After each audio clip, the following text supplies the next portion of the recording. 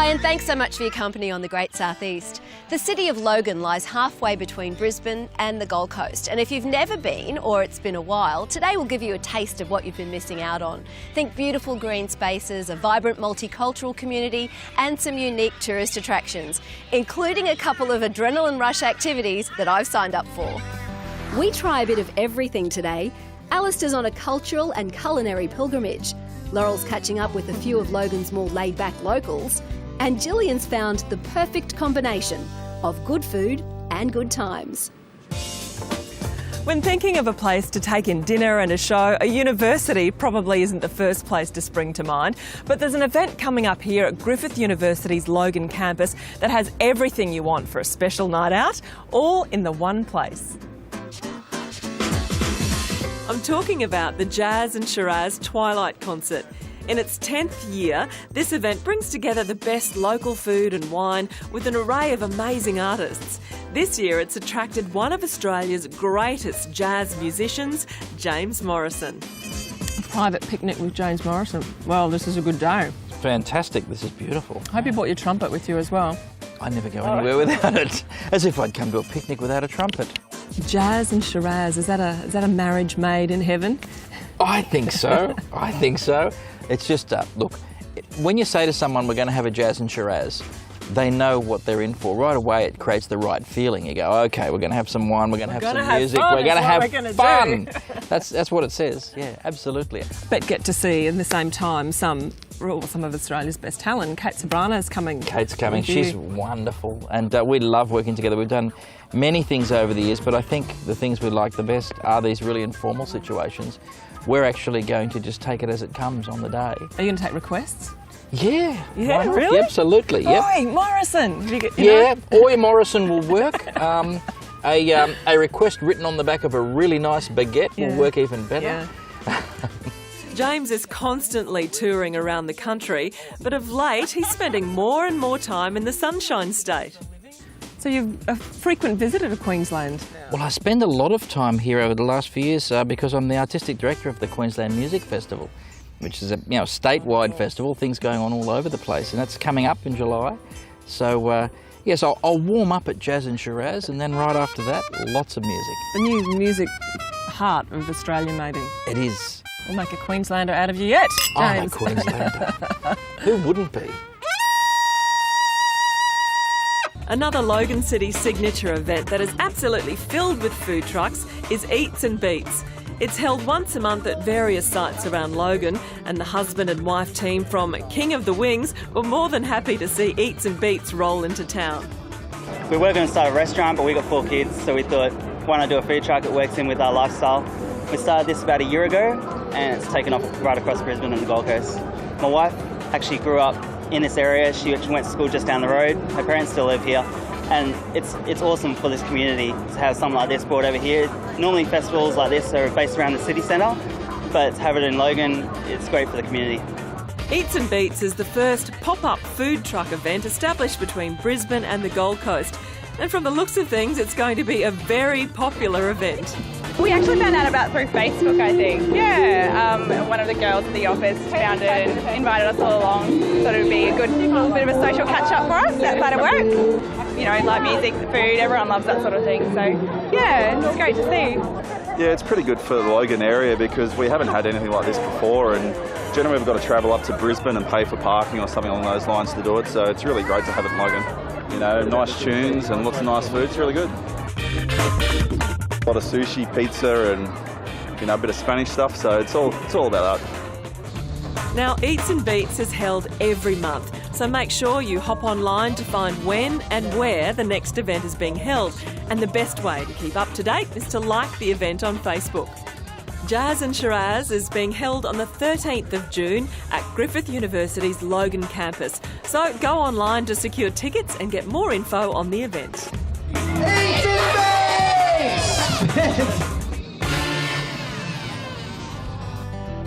It's all about celebrating the environment at the Logan Leaf Festival on Sunday the 31st of May.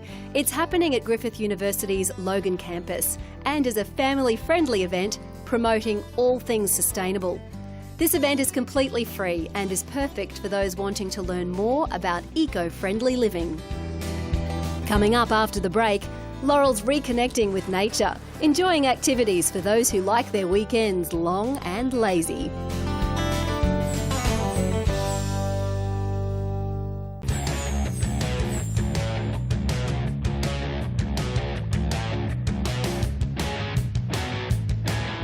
Welcome back to the Great Southeast. There are only 2 places in Australia where you can bungee jump, and one of them is here in the City of Logan. Bungee Australia is at Kingston Park Raceway, and ready to take the leap of faith is Torrin Penfold, who is notching up his 100th jump with us today, and Smarty Pants is going to do it backwards. You ready? Definitely. 3, 2, 1, bungee!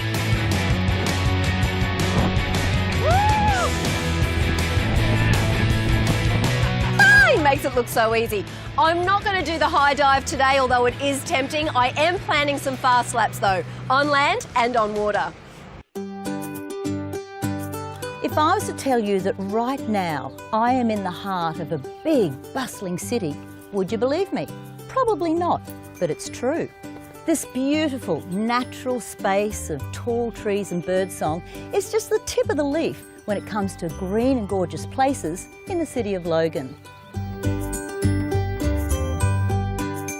As cities go, Logan is about as green as it gets, with 80% designated rural, semi-rural or conservation zone. That means urban dwellers and wildlife living close together. A beautiful thing, but it does have challenges. And that's what the Daisy Hill Koala Centre is all about.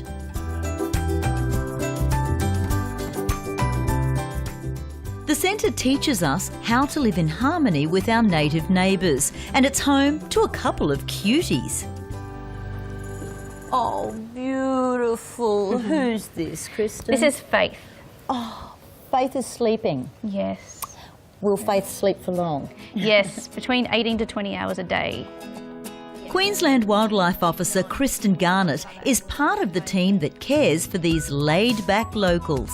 Where did Faith come from? We originally received her from Australia Zoo, who were treating her. They thought someone had thought she'd been hit by a car, but she hadn't, but she had cysts on her ovaries.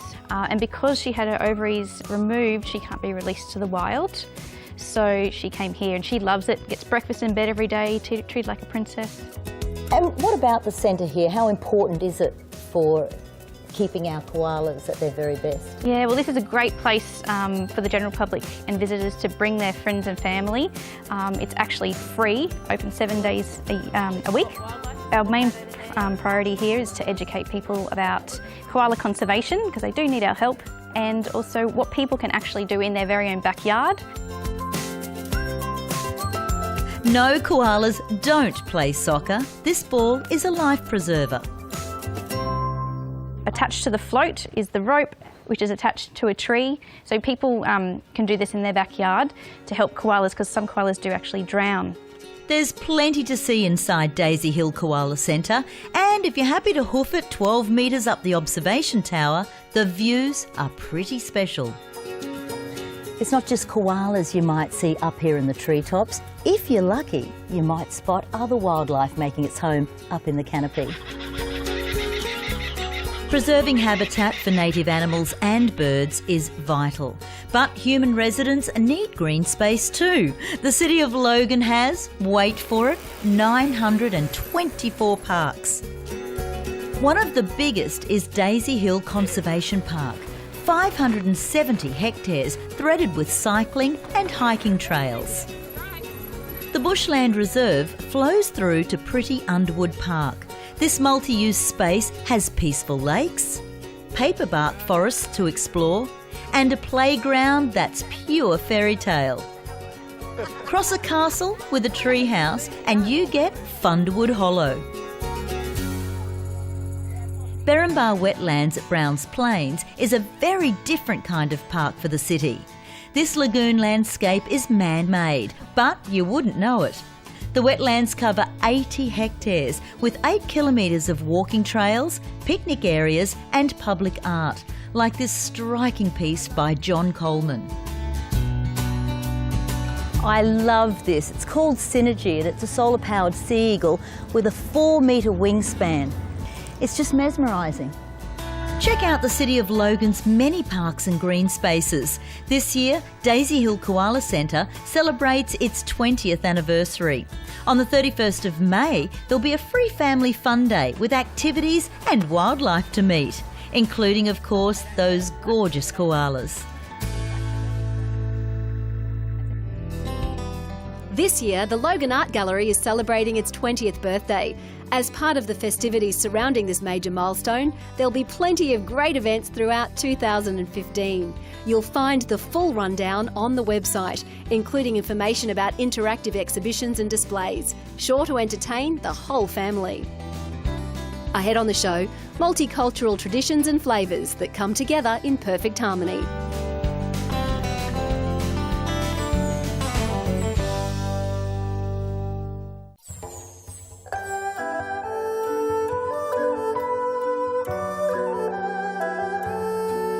Where am I in the world? Would you believe the City of Logan? More than 200 cultures make up this urban melting pot, which also makes it a city of many, many faiths. And where there is faith, there is often food as a means of communion, of celebration and contemplation.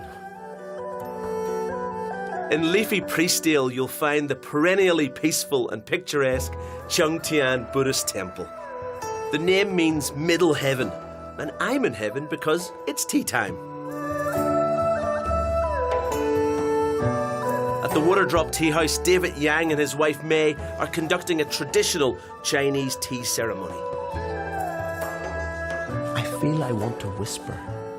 There's a real sense of calm and a sense of meditation. Yes.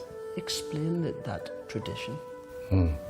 Yeah, tea is from very old history, probably back to 5,000 years ago. So tea is planted on the earth, so it brings you back to the nature. That's why you feel more calm. And do you do this often? I do this almost 40 years, and also I practice probably every day with my wife. Yeah, we love it. I love it too.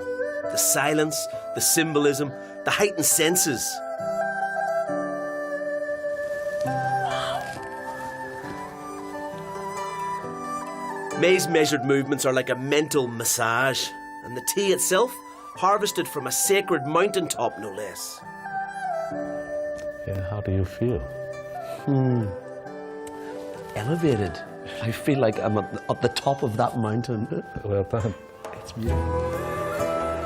Man does not live by tea alone. The cafe serves up delicious dishes like Japanese vegetable pancake and chili bean noodle soup. Kwang, you've got these beautiful ingredients. No meat. No meat, because of in Buddhism we try to be not to kill and then to provide the understanding about the compassion. It's 100% vegetables, 100% vegetables and simple and healthy. You know, because there's a lot to be learned, isn't there? Yes, it's a lovely way to eat. Yeah.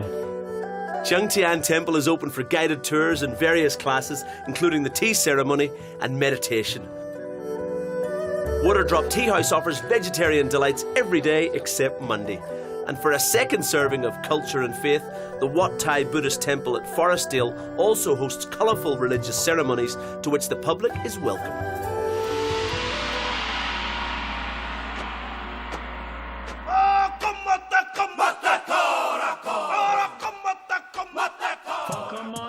From across the ditch, a wee touch of the kiwi has come to the City of Logan.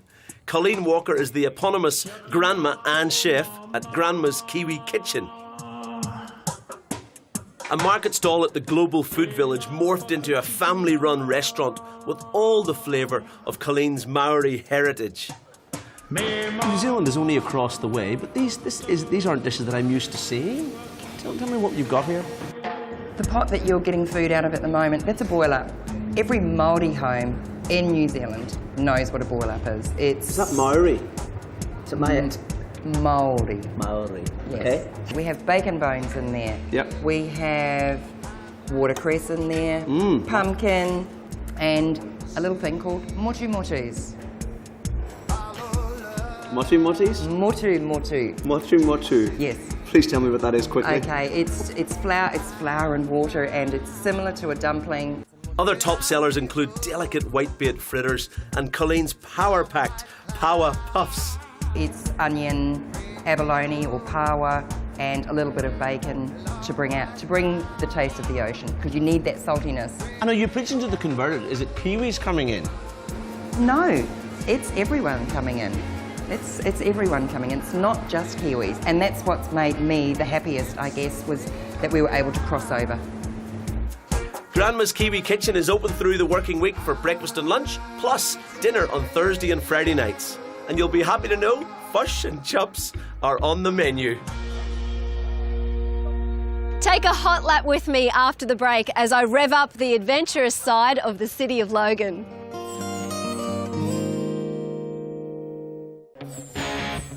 The high-octane world of motor racing is serious stuff. And even when you scale it down to this level, the competition is just as fierce.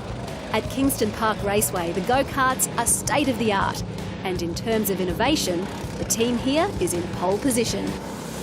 Wow, well this is like every little boy's dream, and some girls too. That's right, mine too. And we have over 100 cars that sleep here at night, and this is where we do most of our servicing and repair work. It's also where tomorrow's karts take shape. So this is our workshop over here. So this is where the magic really happens. Exactly. This is our prototype car. Riley heads up KPR's research and development. And this is his newest baby. Well, the new kart's obviously going to be a bit faster because everybody wants to just go a little bit faster, but safety must also be the paramount factor. 100%. Here at Kingston Park Raceway, that's our #1 priority, is to make karts safer for everybody to drive.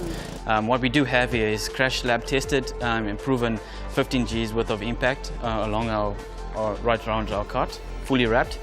I love the fact that it's got this Australia-made sticker on it because these are the only karts that are fully manufactured in Australia. 100%. Everything you see on this kart is totally manufactured in Australia, manufactured by us, so it's pretty good and well designed as well. The prototype may not be ready for a run on the track, but I am.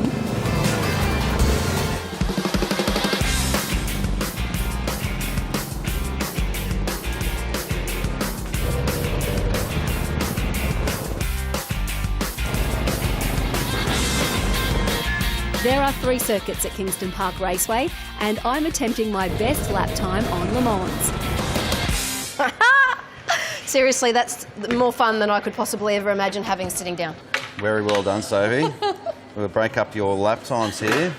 A 63.7. That was my fastest one? That's the fastest lap time. That's not bad, is it? It's pretty good. It's up there with the best of them. I love that you come in here and that you can see what everybody's doing. That comes straight from the go-kart. It has a transponder on it. Yeah.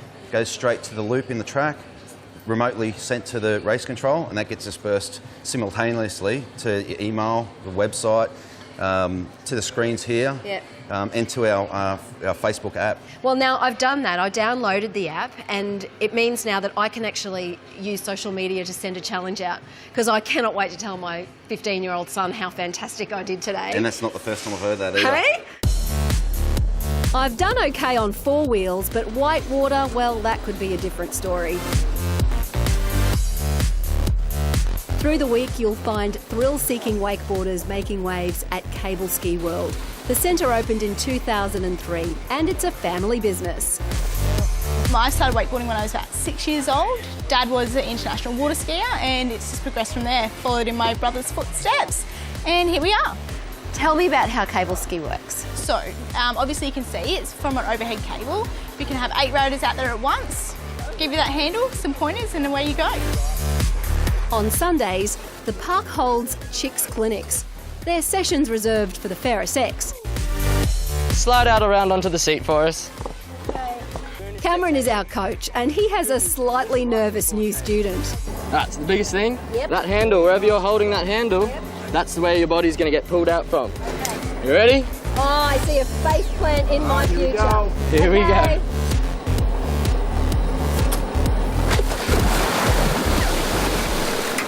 That was close. Sit on cue. If at first you don't succeed, well, you know the rest. That was That was much better.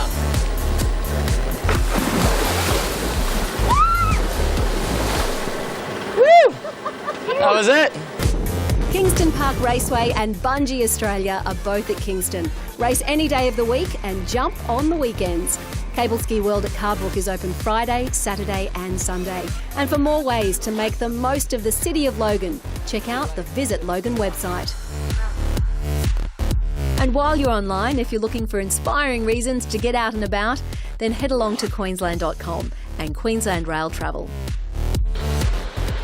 They make it look so easy. Clearly these guys have done it before, but I am not going to give up. My plan is to stay until I go around at least once, which could take a while, and unfortunately we're out of time. I hope you find a little time though and energy to spend in this very vibrant part of the Great Southeast, the City of Logan. Well, that's all we have. Here's 7 News. It's up next, and hopefully so am I. The Great Southeast partners with Tourism and Events Queensland and with Queensland Rail. The Motorama Group keeps us safely on the road, and we'd like you to stay in touch with us through Facebook and our website. So good. I've just realised I'm eating it not with one fork but with two. That's how hungry I am. So thank you very much.